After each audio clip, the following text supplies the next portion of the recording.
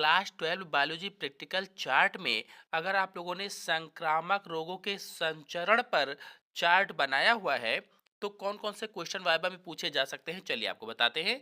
देखिए, पहला क्वेश्चन है संक्रामक रोग क्या है। ये कहीं क्वेश्चन आपसे पूछ ले एग्जामिनर कि संक्रामक रोग किसे कहते हैं, तो आप बताना वह रोग जो एक व्यक्ति से दूसरे व्यक्ति में सूक्ष्म जीवों के माध्यम से फैलते हैं संक्रामक रोग कहलाते हैं। या फिर इसकी परिभाषा हम कह सकते हैं कि ऐसे रोग जो एक व्यक्ति से दूसरे व्यक्ति में आसानी से फैल जाते हैं संक्रामक रोग कहलाते हैं। ये भी परिभाषा हो जाएगी। तो संक्रामक रोग वही होते हैं जो बैक्टीरिया, वायरस, कवक के द्वारा एक व्यक्ति से दूसरे व्यक्ति में फैलते हैं। चलिए दूसरे क्वेश्चन पर आते हैं। दूसरा प्रश्न है रोग जनक किसे कहते हैं। कहीं आपसे पूछ ले पैथोजन क्या होता है या रोग जनक क्या होता है, तो बताना वह सूक्ष्म जीव जो रोग उत्पन्न करते हैं उन्हें पैथोजन या रोग जनक कहा जाता है। यानी ऐसे सूक्ष्म जीव जो रोग पैदा करते हैं उन्हें ही रोग जनक कहते हैं या पैथोजन कहा जाता है। फिर अगले क्वेश्चन पर आते हैं। यदि आपसे प्रश्न पूछा जाए कि संचारण की विधियां कौन कौन सी हैं, मोड ऑफ ट्रांसमिशन कौन कौन से होते हैं, तो बताना मुख्य रूप से दो प्रकार की, प्रत्यक्ष जैसे शारीरिक संपर्क के द्वारा, और अगर अप्रत्यक्ष की बात करें तो जैसे दूषित भोजन के द्वारा, जल के माध्यम से आदि के द्वारा फैलती है। तो डायरेक्ट शारीरिक के संपर्क के द्वारा, और अप्रत्यक्ष या इनडायरेक्ट के रूप में दूषित भोजन है, जल है आदि के द्वारा फैलती है।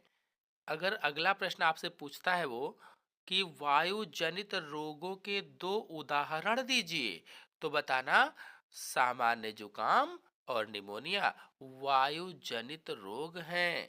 या फिर कॉमन कोल्ड और जो निमोनिया होते हैं ये वायु जनित रोग होते हैं। अगर आपसे प्रश्न पूछा जाता है कि टाइफाइड का रोग जनक क्या है, साल्मोनेला टाइफी। जो साल्मोनेला टाइफी है ये टाइफाइड रोग का रोग जनक होता है या फिर पैथोजन होता है। और ये है क्या वास्तव में, तो एक बैक्टीरिया होता है या जीवाणु होता है। अगर आपसे प्रश्न पूछा जाता है कि टाइफाइड के परीक्षण के लिए कौन सा टेस्ट किया जाता है, तो बताना विडाल टेस्ट। बहुत ही इंपॉर्टेंट क्वेश्चन है ये। टाइफाइड के परीक्षण के लिए कौन सा टेस्ट किया जाता है, तो विडाल टेस्ट। आपसे प्रश्न पूछा जाता है कि मलेरिया का संचारक कौन है, वेक्टर कौन है, तो बताना मादा एनाफ्लीज मच्छर या फीमेल एनाफ्लीज मॉस्किटो ही मलेरिया का संचारक होता है। संचारक का मतलब फैलाता कौन है, तो फैलाता कौन है, मादा एनाफ्लीज जो मच्छर होता है यही फैलाता है। और इसको पैदा कौन करता है, तो अगला क्वेश्चन देखते हैं। अगला क्वेश्चन है मलेरिया किस प्रोटोजोआ के कारण होता है, तो प्लाज्मोडियम के द्वारा। जो प्लाज्मोडियम ये सूक्ष्म जीव है जिसके कारण मलेरिया रोग हो जाता है। तो ये कारक हुआ, और वाहक कौन है, तो मादा एनाफ्लीज मच्छर हुआ। अगले क्वेश्चन पर आते हैं।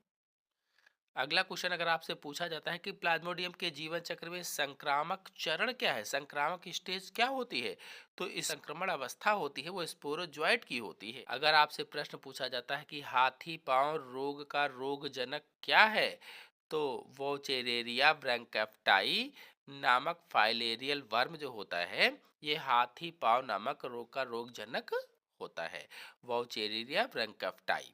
अगले क्वेश्चन पर आते हैं। अगर आपसे प्रश्न पूछा जाता है कि रिंग वर्म किस प्रकार का संक्रमण है, तो यह एक फंगल या कवक का संक्रमण है जो माइक्रोस्पोरम या ट्राइकोफाइटान के द्वारा होता है। फंगल या कवक का संक्रमण होता है जो माइक्रोस्पोरम या ट्राइकोफाइटान के द्वारा होता है।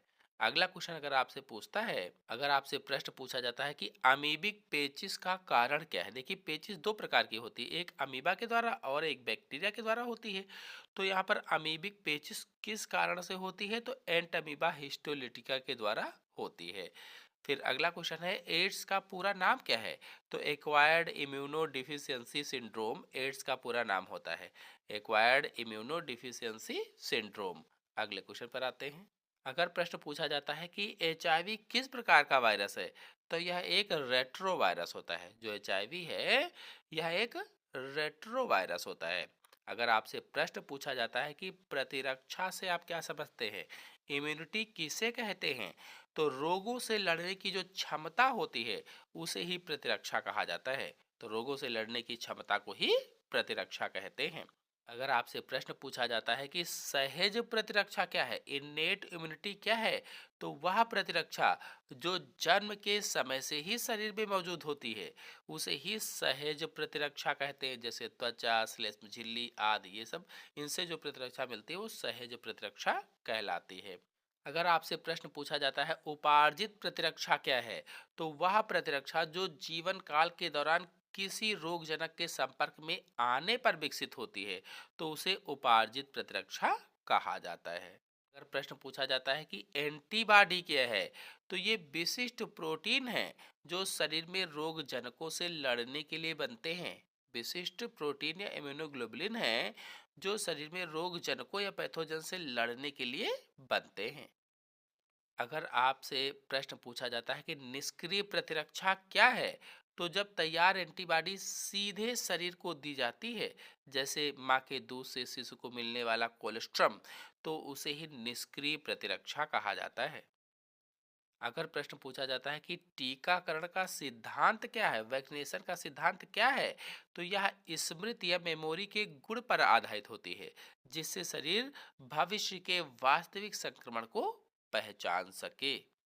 अगर प्रश्न पूछा जाता है कि इंटरफेरान क्या है, तो वायरस से संक्रमित कोशिकाओं द्वारा स्रावित प्रोटीन जो स्वस्थ कोशिकाओं को संक्रमण से बचाते हैं, इंटरफेरान कहलाते हैं। अगले क्वेश्चन पर आते हैं। अगर आपसे प्रश्न पूछा जाता है कि एंटीबायोटिक का कार्य क्या होता है, तो ये बैक्टीरिया के विकास को रोकते हैं, उन्हें नष्ट करते हैं, उन्हें ही एंटीबायोटिक कहा जाता है, या हिंदी में कहें तो प्रतिजैविक कहा जाता है। प्रतिजैविक कहा जाता है। अगले क्वेश्चन पर आते हैं। ईसीजी का टीका किस रोग के लिए लगाया जाता है, तो तपेदिक या टीबी या ट्यूबरकुलोसिस के लिए बीसीजी का टीका लगाया जाता है। अगर आपसे प्रश्न पूछा जाता है कि डीपीटी का टीका किन रोगों से बचाता है, डीपीटी का टीका तो डिप्थीरिया, काली खांसी और टिटनेस से बचाता है। डिप्थीरिया, काली खांसी, हेपेटाइटिस और टेटनेस से डीपीटी का टीका बचाता है। अगर प्रश्न पूछा जाता है कि मच्छरों अगर आपसे प्रश्न पूछा जाता है कि मच्छरों के प्रजनन को रोकने के लिए एक जैविक उपाय क्या है, तो आप क्या बताएंगे? गैम्बूसिया मछली को पानी में पालना जो मच्छरों के लार्वा को खाती है। गैम्बूसिया मछली पानी में पाली जाती है जिससे मच्छरों को खा लेती है। अगर आपसे प्रश्न पूछा जाता है निजी स्वच्छता क्यों महत्वपूर्ण है, तो यह भोजन जल के माध्यम से फैलने वाले संक्रामक रोगों के प्रसार को रोकने में प्राथमिक भूमिका निभाती है। अगर आपसे प्रश्न पूछा जाता है कि वायु जनित और जल जनित रोगों में मुख्य अंतर क्या है, तो वायु जनित रोग सांस के जरिए फैलते हैं, जबकि जल जनित रोग दूषित पानी पीने से फैलते हैं। फिर अगले प्रश्न पर आते हैं। अगर प्रश्न पूछा जाता है कि वाहक किसे कहते हैं, तो वह जीव जो रोगजनक को एक बीमार व्यक्ति से स्वस्थ व्यक्ति तक पहुंचाते हैं लेकिन स्वयं बीमार नहीं होते, जैसे मच्छर है, मक्खी है, ये एक रोग को दूसरे व्यक्ति तक फैला देते हैं, तो उन्हें ही वाहक या वेक्टर कहा जाता है। मक्खियां रोगों को कैसे संचारित करती हैं, तो मक्खियां गंदगी पर बैठती हैं जहां से पैथोजन उनके पैरों में चिपक जाते हैं।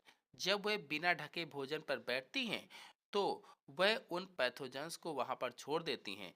इस तरह से वहां पर वो पहुंच जाते हैं और जो उनको खाता है वो भी बीमार हो जाता है। फिर अगला प्रश्न है मलेरिया के संचरण में स्पोरोजोइट्स कहाँ पर पाए जाते हैं, तो मादा एनाफिलीज मच्छर की लार ग्रंथियों में पाए जाते हैं, सैलिवरी ग्लैंड में पाए जाते हैं।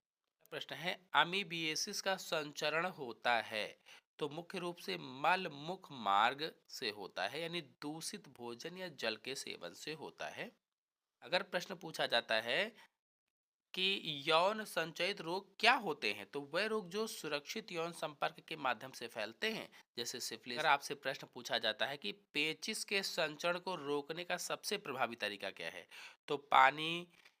तो पीने के पानी को उबालना, हाथ धोना और भोजन को ढक कर रखना, ये सबसे प्रभावी तरीका होता है।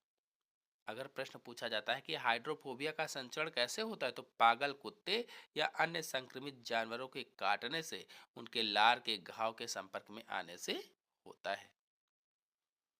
अगर प्रश्न पूछा जाता है कि कवक संक्रमण जैसे दाद कैसे फैलता है, तो संक्रमित व्यक्ति के साथ सीधे संपर्क या उनके कपड़ों या का उपयोग करके फैलता है।